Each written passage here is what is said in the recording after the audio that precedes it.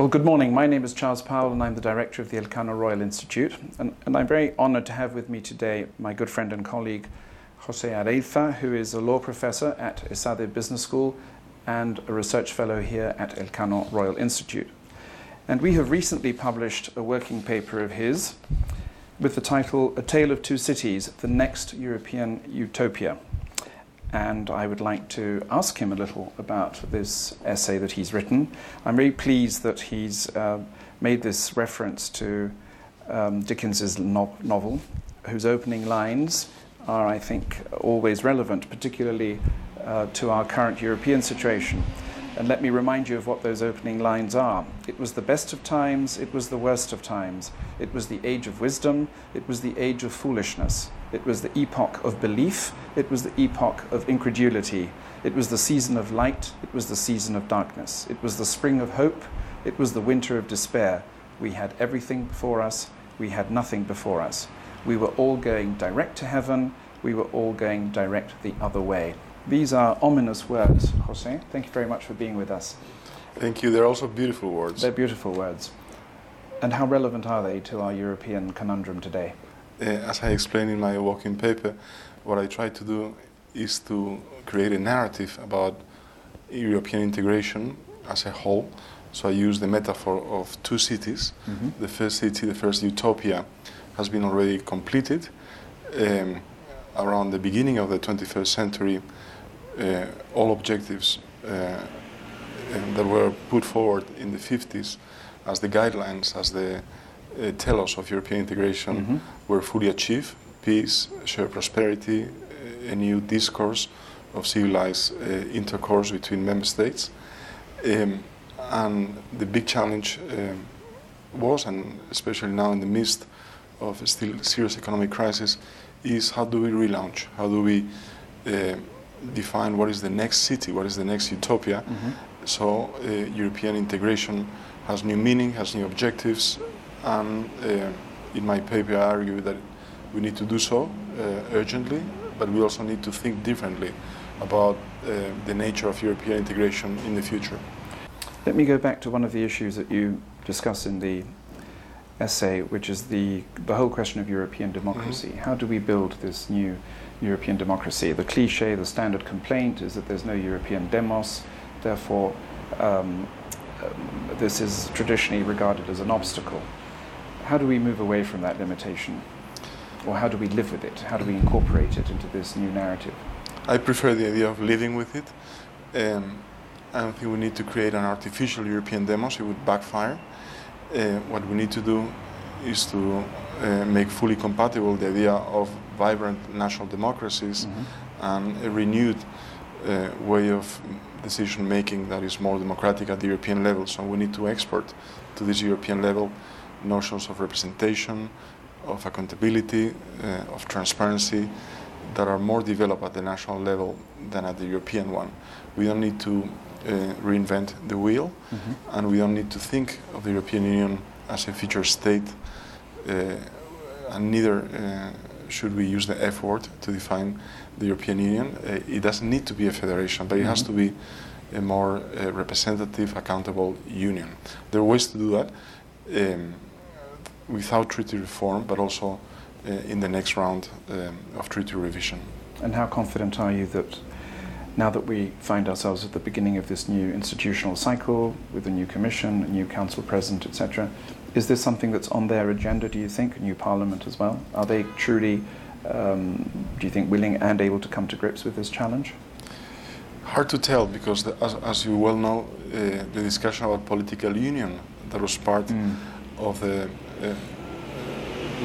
redesigning of the euro has disappeared from the table. Completely. We still talk about banking union, fiscal union, economic union. There's nothing on political union. Mm-hmm. And I still think that's the key.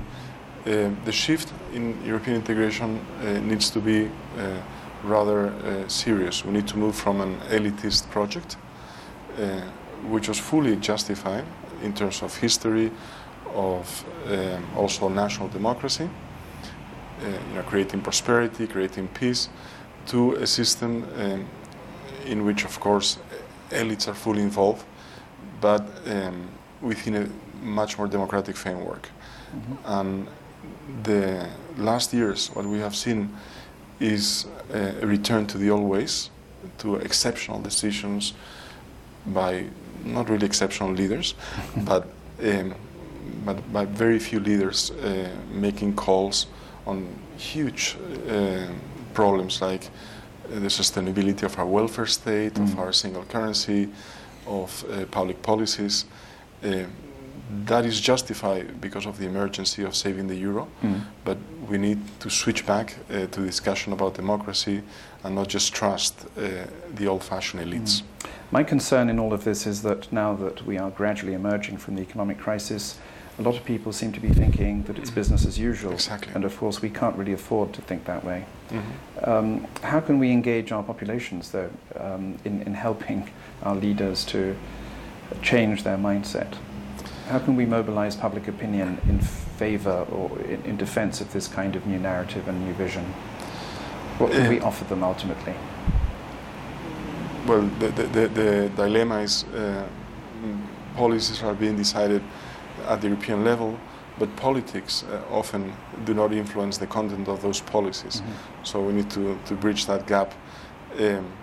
One of the ways to re-engage is to be honest to populations and say to them that legitimacy by results, that enlightened despotism, is no longer going to work.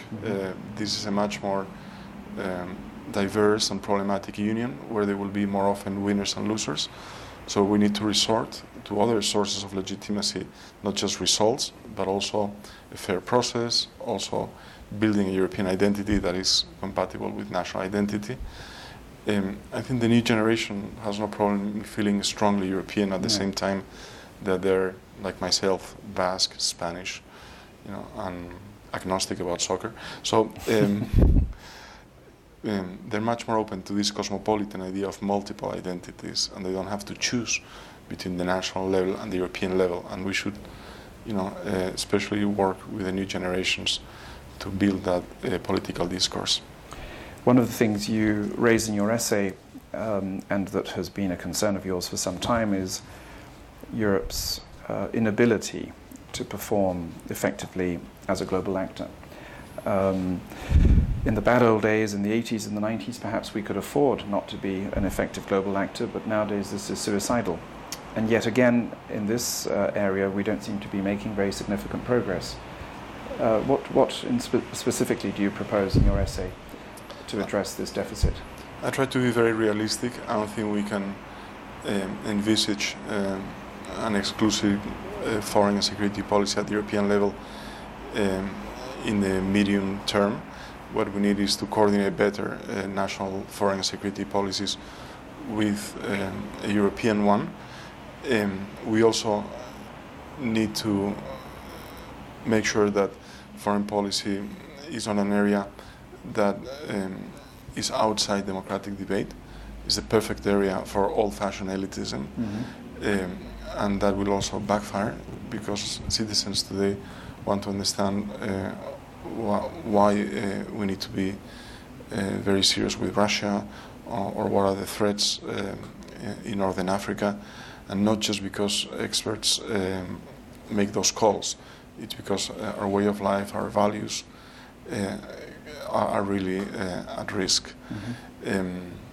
So I don't have any magic formula for improvising a strong European external relations, but we've written together about this. But I totally agree that most problems that we are facing as Europeans already come from outside our frontiers: global economic governance, climate change, security, migrations. So we cannot afford not to tackle them, both as a global actor, but with coordination at national level. And how optimistic are you about the European Union's chances of facing all of these very complex challenges? A pessimist is said to be a well-informed optimist. Are you a pessimist with regards to the EU's midterm and long-term future? Or do you think that to some extent the process of European integration is by definition unstoppable and unbreakable? I think there's nothing unbreakable or unstoppable, and that has been one of the problems in the past. to think in these terms, as Joseph Weiler has put it, of political messianism. European integration is an act of free wills, of leaders, of populations, and it should be like that. I think European integration in its first 60 years has been a historical success by any measure, but it's up to us how it will be in the next 60 years, and I cannot afford to be a pessimist because I think Europe is the best political inventions that we have had in many centuries. European integration needs profound renewal, and the time to do it is now. Let me conclude on a more topical note. This morning we found out the results of the Scottish referendum on independence. What lessons do you think we Europeans should learn from this kind of process? Not just the campaign in itself, but also from the arguments that have been put forward by both sides. And how do you think this kind of phenomenon is affecting the European integration process? Has Europe to some extent been part of the solution, do you think? Can one interpret this result as an indication of the attractiveness of the European project? Or do you think that Europe, ironically, paradoxically, has in fact contributed to heighten these internal pressures and tensions within complex nation states such as the British and the Spanish? As we were discussing, the European Union has lost a lot of its attractiveness, and yet from the cost-benefit analysis, no region that aspires to become a state wants to leave the European Union. The cost would be too high. So the paradox in the Scottish case is that they don't want British interdependence, the nationalists, but they do want European interdependence. I think there's something contradiction. There's something also profoundly wrong about not wanting to open up your identity to the possibility of a cosmopolitan idea of having several incompatible identities and wanting to be just Scot or just Basque or just Catalan. I think that's old-fashioned, that's also dangerous, and that if we've learned anything from European integration is this opening to the other and this compatibility between different levels of identity and different levels of governance. I'm really glad that the United Kingdom will stay together for the time being, and I think the European Union is a great argument to help member states renew themselves and make national democracies is still the best possible option. Excellent. Well, thank you very much for that. Thank you. I would encourage our audience to download José Areiza's recent essay, A Tale of Two Cities, The Next European Utopia, at a time when I think pessimism and pragmatism seem to prevail. This essay, I think, is an interesting combination of optimism, but well-informed optimism. Thank you very much. Thank you.